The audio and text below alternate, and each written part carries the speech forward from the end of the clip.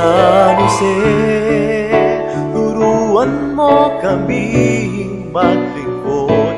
O San Jose, gabay ka sa aming pagsunod sa kalooban ng Ama, sa kaligtasan ng lahat, binabanal ng may likha.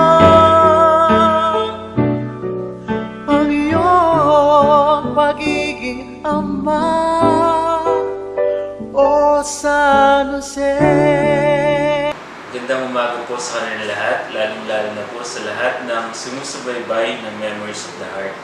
Mga pagninilay po sa Ebanghelyo ng Linggo at ganoon na rin po daily reflections about human life. In the 26th Sunday, brothers and sisters, our theme will be, we are known not in our words, but through our actions. Nakikilala po tayo kadalasan hindi lang sa pamamagitan ng mga salita, kundi sa pamamagitan po ng ating mga ginagawa. The liturgy points out that there must be a connection between what we say and what we do. In Chinese philosophy, it is called coordination of thoughts and actions. Dapat po kung ano yung ating iniisip, yun din po yung ating ginagawa. Jesus criticized the religious leaders of his day because they neglected their responsibility and only thought that they wanted to do God's will. Their promises were empty because they did not keep them, and as a result, their journey to God was going nowhere, unfortunately. Christ stated that their observance of the law was an outward show.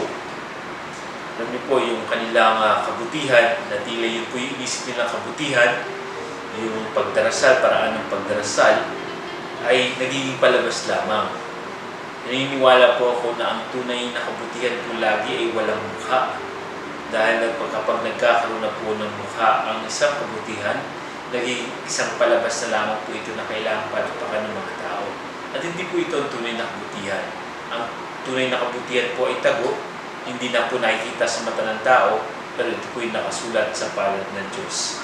At magagamit po natin itong kabutihan ng tago sa huling araw po natin sa mundo ito. Kapag tayo po'y umarap na po sa Diyos, ang lahat ng ito ay hindi niya po malilimutan. Mga minamahal ko mga kapatid, there was no more honesty and a greater readiness to accept the call for repentance among outcasts. I tell you solemnly, tax collectors and prostitutes are making their way into the kingdom of heaven before you. Mabigat na pananalita po ito. May dalawa pong binanggit na grupo po dito sa Jesus. Ang una po yung mga maniningil ng buwis at ang pangalawa po yung mga prostitutes. Alam niyo po mga minamahal ko mga kapatid, ang mga tax collectors po ay tinuturing lang pong, hindi lang po tinuturing ng mga kriminal. Ang tawag po sa kanila ay mga traidor. They were traitors. Why? Because the Roman Empire conquered the Israelites during that time. At kumuha po sila ng mga Israelita na maniningil sa kapwa Israelita para sa mga buwis na ibibigay po nila sa Roman Empire. Kaya po ang pinaglilingkuran nila ng mga Israelitang ito ay hindi si Yahweh, kundi ang Imperyong Romano, ang Emperor po. Kaya sumasamba po siya sa Diyos na hindi kagaya po ng pagsamba ng mga Israelita kay Yahweh. Kaya wala na po talagang pag-asa ang mga tao ito. Sila po ay talamak ng mga makasalanan na. At ang mga prostitutes na ito, kung naalala natin si Maria Magdalena, meron pong batas na kapag once a woman committed an adultery, dinadala po siya sa liwas ng bayan. Babatuhin po ng taong bayan hanggang mamatay po yung babae at yung kanyang anak sa sinapupunan. Yun po yung papalinis ng kanilang lahi para maging kanais-nais po sila sa mata ng Diyos at hindi po sila maparusahan, malisan ng lupa. Kaya patuloy po nilang sumusunod ito.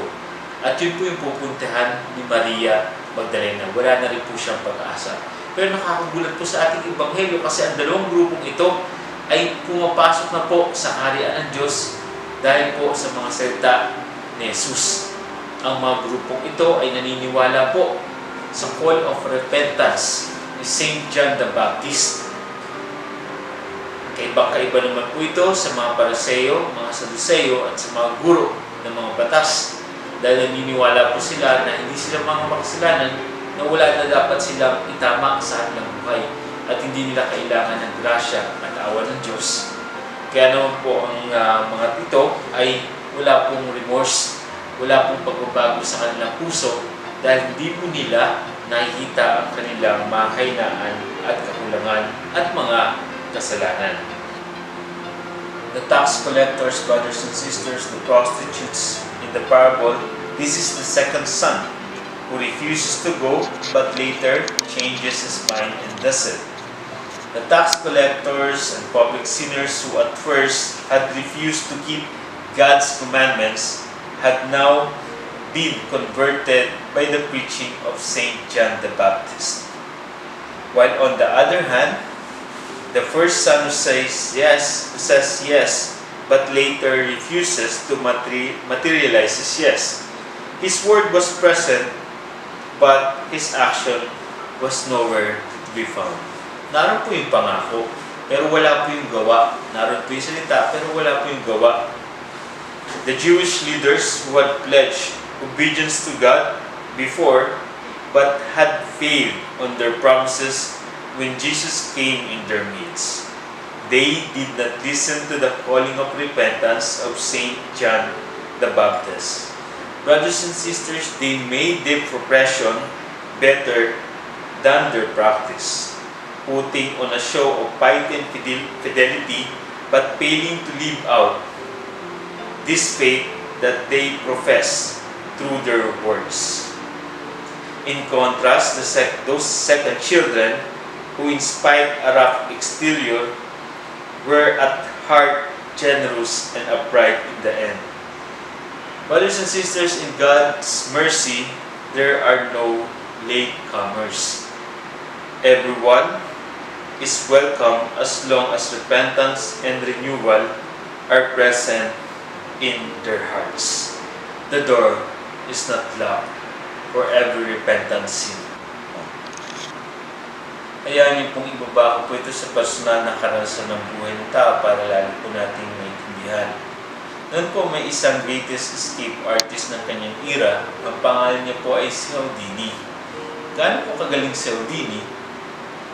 Lagyan niyo po siya ng posas, itali niyo po siya ng maraming tali, ilagay niyo po siya sa isang silyadong kwarto, wala pa po itong 5 minuto pababa, ay kayang-kaya niyang umalis dun po sa pinaglagyan sa kanya. Ganun po siya, kagaling. Kaya ginawa po siyang greatest escape artist ng kanyang era. Pero isang araw, inimbitan po siya ng British Isle. Sabi po ng British Isle, ay pumunta ka dito sa aming lugar. Gagawa kami ng isang selda na para lamang sa iyo at siguradong hindi ka na makakawala pa kahit napakagaling mong greatest escape artist ka ng era. Pero para patunayan po na siya po ang greatest escape artist ng kanyang era, pinuntahan niya po ito at pumayag po siya sa hamon po. At noon nga po, nilagyan na po siya ng maraming posas, tinalian na po siya ng maraming tali at nilagay na po siya doon sa selda po iyon. And ang ginawa niya lang po ay kumuha po siya ng isang maliit na alambre at pilit niya pong kinakalas na po itong mga posas na ito at nakawala po siya. Pero ang malaking problema po, ito pong seldang ito na pilit niyang binubuksan ay napakatibay po talaga. Dumating na po ang 30 minutes ay hindi niya pa rin nabubuksan ang seldang yun. And the confidence in his face is gone. Dati po, 5 minuto pa ba kaya niyang tumakas? Kalahating oras na doon pa rin po siya. Pumalo na po sa isang oras, nandun pa rin po si Houdini at pagod na po siya. He was so exhausted trying to get out in that cell. Dumating na po ang 2 oras at si Houdini ay naroon pa rin sa loob ng kanyang selda. And pagod na. He was so exhausted. Ang nangyari po sa kanya, he collapsed. Bumagsak po siya dun sa pintong pilit niyang binubuksan. At ano po nangyari? Hulaan niyo. Ano po nangyari sa pinto? ang pinto po ay bumukas. The door was open. Why? Because it was not closed. The door was not closed.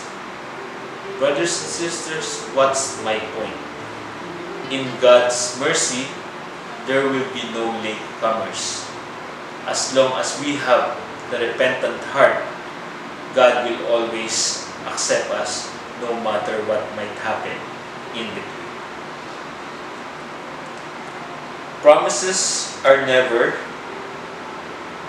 a substitute for performance, nor can fine words take the place of good deeds. It is stated in one of the Gospel, "If you love me, keep my commandments." But our promise to do so very often falls short of fulfillment, far more than ourselves imagine. While we may be quite sincere in desire to fulfill them, unknown to ourselves, we slip into doing the exact opposite, unfortunately. The first son says, "Yes, I go," but obviously there was no sincerity in his response. Thus, the moment the words were out of his mouth, they were forgotten. Brothers and sisters, action speaks louder than words. To start is easy, to maintain and to sustain is too difficult, but to finish what you have started is a great fulfillment. Saying yes to the Lord is a commitment, not out of emotion, but out of a firm decision that no matter what might happen in between, you will fulfill it. That's commitment, not shown in just an easy word and plain word, but done through faithful actions, series of faithful actions. Madali po magsimula ang mahalin ng Diyos, pero to sustain ay kailangan po talaga ng tinatawag na commitment. Kailangan po ng isang matibay na desisyon para panghawakan po yung naunang desisyon. At ang pagmamahal po natin sa Diyos ay kadalasan po ay pumapalya. Pero sana po sa pumapalyang ito, naroon pa rin po yung desisyon natin na bumalik po sa Kanya. At ang ating pong Panginoon ay hindi naman binibilang ang ating pagkakamali. Pero ang mahalaga po sa Kanya yung ating pagbabalik. At yun po yung hindi makita ng mga Pariseo at mga Skriba. Ang tingin po nila sa buhay ay one straightforward po ito, one linear line. Na kapag nagkamali ka, ay hindi ka na makakabangon. Wala ka ng pag-asa. Pupunta ka na sa impyerno. Hindi po ganun ang ating Panginoon. Hindi po siya ganun mag-isip. Kaya nga po sa parabolang ito, pinahalagaan niya po dito ang mga prostitutes, pinahalagaan niya mga tax collectors, dahil sa isang punto ng buhay nila, nagkamali po sila. Nawalan po sila ng pag-asa. Pero, nang dumating na po si Juan Bautista, dumating na si Jesus, nakinig po sila. At pinapasok po nilang pagbabago sa kanilang puso, kaya naroon po yung kanilang kaligtasan. At yun po yung hindi matanggap ng mga Pariseo, na ang kaligtasan po ay natatanggap na po ng mga makasalanan. When a good man commits sin, he will be punished. We were told in the first reading, when a wicked man repents, he will be saved. Brothers and sisters, it is obvious, but to the Jews in their culture before, it was not. For a long time, they believed the whole community became guilty when one person from within it committed sin, and that moreover the sins of parents were punished in their children. Ang tingin po nila noon, kapag ikaw ay galing sa mga makasalanan, pamilya, ay makasalanan ka na rin, wala ka na rin pag-asa. Matatandaan po natin noon, may isa pong tagpo doon, na kung saan ang mga apostoles ay nakakita po ng mga bulag. Nakakita po sila ng isang bulag, at ang sinabi po, ang tanong po agad ng ang isang apostol, ay, Panginoon, sino po ba nagkamali dito? Ang nagkamali po ba ay itong bulag na ito o ang kanyang mga magulang? Kasi ganun po, infirmities, kapag meron pong pagkabulag o meron pong sakit, ay hindi lamang po ito sakit na plain. Hindi lang po ito simple sakit. Ito po may kaugnayan sa kasalanan. Isa po itong parusa ng Diyos. Kaya tingin po nila, mga minamahal ko mga kapatid, para nagkamali po ang bulag na ito o nagkamali po yung kanyang mga magulang na siya po ang pinarusahan. Ganun din po sabi ni Pontius Pilate na naghugas po siya ng kasalanan, na pinabayaan niya na po si Jesus para parusahan po ng taong bayan. At ang sagot po dito ng mga taong bayan, His blood be upon us and our children. Kakargahin po namin kung ano man mangyayari kay Jesus, kakargahin po namin ang aming dugo at kakargahin po ito ng aming mga ninuno. Kaya naipapasa po ito ng tawag na kasalanan. But as far back as the time of Prophet Ezekiel, 600 years before Christ, ito po yung good news. God had been revealing the Jews that all individuals are personally responsible for their misdeeds. Mga minamahal kong mga kapatid, responsibilidad po natin kapag tayo po'y nagkamali. At huwag po natin yun ituturo. Ang tawag po dito ay psychology of blaming. Hindi po natin inaako yung ating mga kasalanan, kaya wala pong pagbabagong nangyari sa ating buhay. Makikita po natin ito sa Genesis account, kung saan po, nang bumagsak na po sa kasalanan, itong si Eva at si Adan, sa halip po na aminin ni Adan ang kanyang kasalanan, ang itinuro niya po ay si Eva. Yan po kasing babae na ginawa niyo ay pinakain po ako ng mansanas.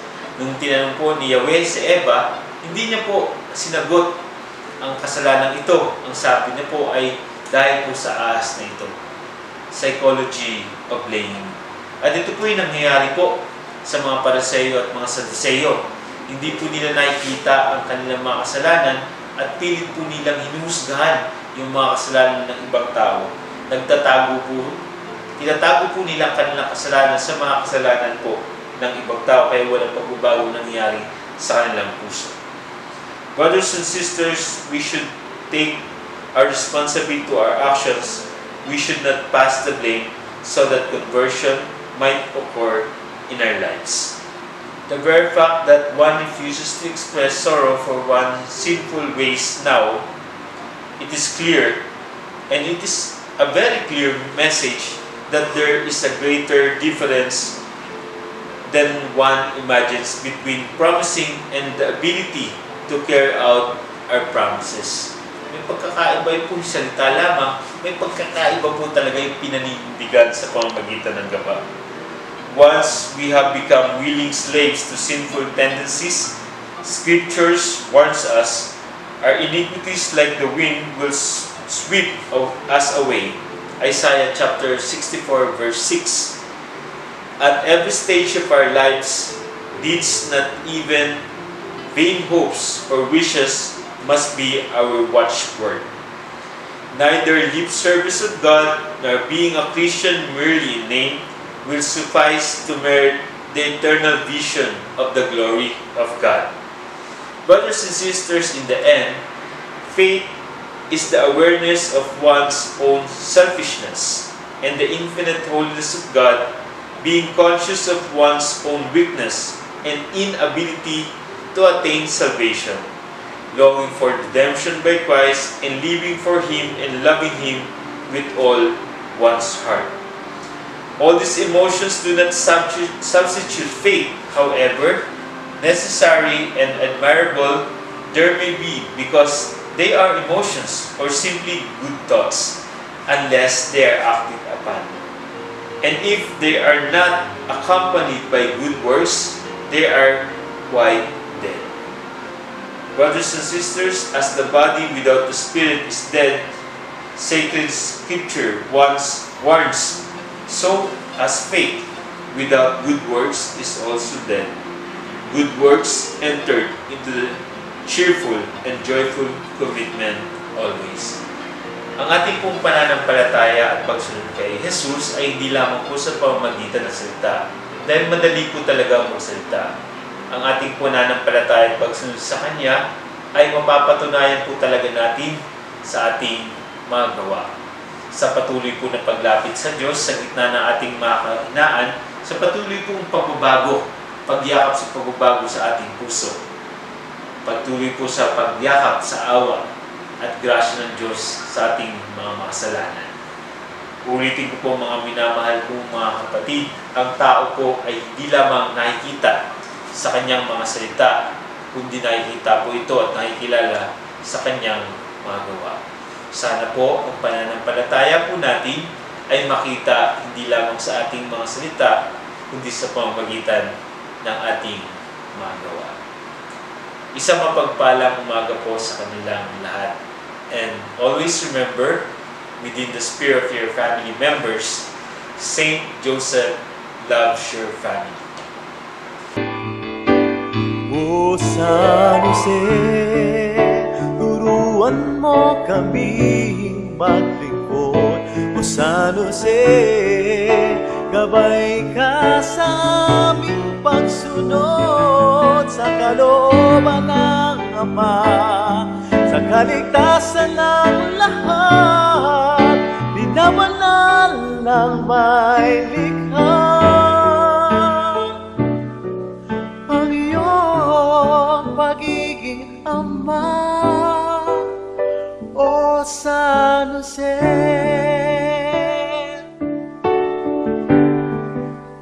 O San Jose,